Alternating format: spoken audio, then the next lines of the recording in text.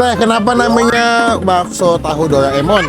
Karena saya kolektor Doraemon. Ini buka jam 4, setengah 5 udah banyak yang habis. Kalau mau kesini, make sure datangnya awal-awal buka deh, biar masih komplit semuanya.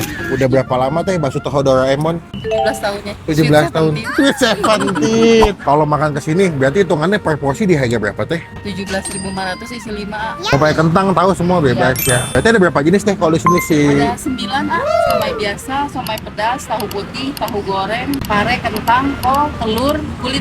Buka di jam berapa di sini teh? Dari jam 4 Jam 4 ya sampai jam? sampai jam 9. Teh izin Giant mau nyobain bakso tahu Doraemon. Atur Ya, nuhun. sami-sami.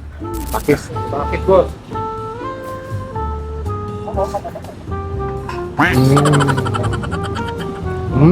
Gak heran beberapa teman-teman gua banyak yang merekomendasikan kalau ke Bandung wajib nyobain somai Doraemon.